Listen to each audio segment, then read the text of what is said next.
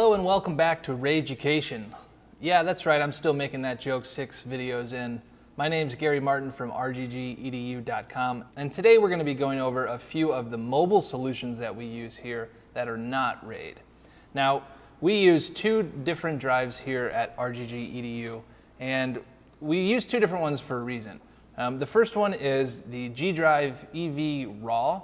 It's somewhat rugged. It has this black cover on it, but you'll see here that there is a SATA port and also a USB 3 port with a separate cable. This is 1 terabyte, and this is still a 7200 RPM drive. Now, the second drive we use is the G Drive EV ATC. This is also 1 terabyte, and it's actually the exact same drive. It's the enclosure is what's different. If you open this up, you'll see here that if you pull out the drive inside, it is the exact same drive with the exact same connections, exact same size. There's absolutely no difference. It's the enclosure and using the eSATA port is what makes a difference.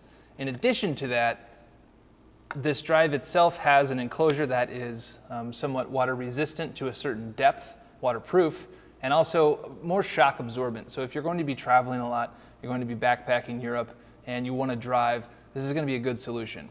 Now, I mentioned 2 connections for a reason. We like having the option of the Thunderbolt connection in addition to the USB 3.0 cable because our computers have 2 Thunderbolt connections and also 2 USB 3.0 connections. So if we're out on location and we're having an issue with, let's say, Thunderbolt or USB, something happens, the computer's slightly damaged, we have another option to back up to, and we're not limited to just 1 port. Now, in addition to that, USB 3.0 and Thunderbolt are essentially the same speeds. Now, we've done our disk speed test and our Blackmagic design speed test, and you'll see here on the left we have the Thunderbolt test rendering right at about 95 and 96 write and read, and you'll see here that that is really good for nothing but storage. What this reads as, you could probably write and maybe edit some 640 or below footage, but really it's only going to be used for storage. Same thing over here with the USB 3.0 connection with this drive itself. It's really only good for standard definition video if you are going to be editing live footage from this drive. And again, this isn't what these drives are for. The only time we use these drives is if we don't have connection to power. And we need power because our other RAID 0 and our RAID 1 drives require power itself that isn't bus powered from the computer in order to turn on and function correctly. So with those drives, the benefit is they're a lot faster, the capacity is much larger, and it's a better read-write solution for working on location. Now, with these drives, they're much smaller in capacity. We're limited to 1 terabyte, and we're limited to a much slower connection. So we'll use these drives when we're out of the country doing a shoot, out in the jungle, which we recently did in Papua New Guinea. And these drives were fantastic for backing up to and then cloning to other drives using software like Carbon Copy Cloner.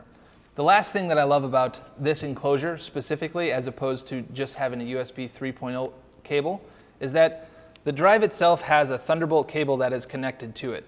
And for me, this is exactly like lens caps. I lose lens caps and I lose Thunderbolt cables more than anything else. On location in the studio, I am constantly looking for Thunderbolt cables and I'm constantly looking for lens caps. So one thing I love about this drive is the Thunderbolt cable itself is always going to be connected to this drive, and it is, if you'll see here, it is easily tucked into the side so you can't even tell that there's a Thunderbolt cable on there. So with that, we've wrapped up why we use our mobile drives, when to use them, a little bit about their speeds, and how you should apply these to your daily workflow. My name is Gary Martin from rggedu. We make photography and Photoshop tutorials with some of the best photographers and instructors in the world. Thank you so much, and we'll catch you next time.